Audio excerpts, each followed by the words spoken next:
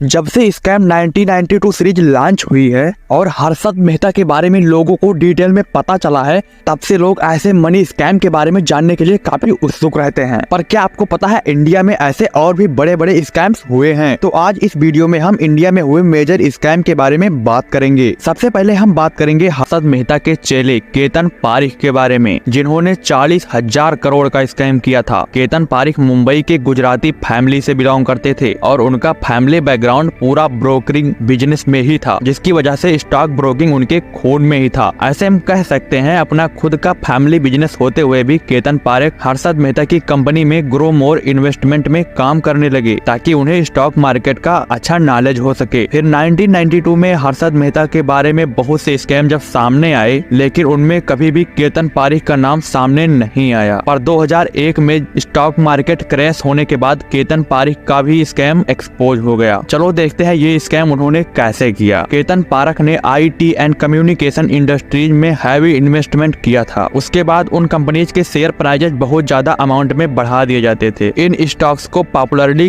K10 के नाम से जाना जाता था। दोस्तों, दो टाइप के इन्वेस्टर्स होते हैं, पहले रिटेल इन्वेस्टर्स और दूसरे इंस्टीट्यूशनल इन्वेस्टर। रिटेल इन्वेस्टर्स यानी इंडिविजुअली जो इन्वेस्ट करते हैं, यानी कि आप और मैं, और इंस्टीट्यूशनल इन्वेस्टर्स यानी जो इंस्टीट्यूट या कंपनीज अपनी प्रॉफिट के लिए इन्वेस्ट करते हैं।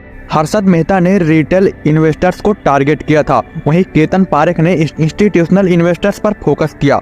स्टॉक्स का प्राइस अपने पीक पॉइंट पर बनाने के बाद केतन अपने शेयर तुरंत बेच देता था, जिसे commonly pump and dump technique भी कहते हैं। पंप एंड डंप टेक्निक एक फ्रॉड स्कीम है जहां ब्रोकर किसी कंपनी के शेयर्स बड़ी मात्रा में खरीद लेते हैं और फिर इन्वेस्टर्स को झूठी इंफॉर्मेशन देकर उन्हें उस स्टॉक से अट्रैक्ट करने की कोशिश करते हैं।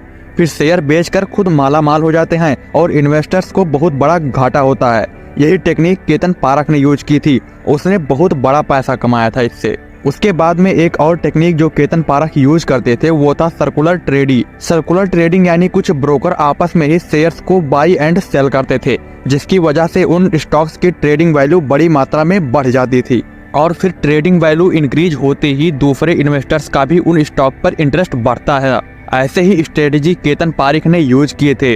केतन पारिख ने एक और सबसे बड़ा स्कैम किया था। केतन पारिख ने गुजरात के माधवपुरा मर्सेंटाइल कोऑपरेटिव बैंक के मेजॉरिटी ऑफ स्टॉक खरीद लिए थे, जिसके चलते वो अपने मर्जी से पे ऑर्डर्स बनवाया करते थे। पे ऑर्डर्स यानी जिसे पे करने की गारंटी बैंक की होती है।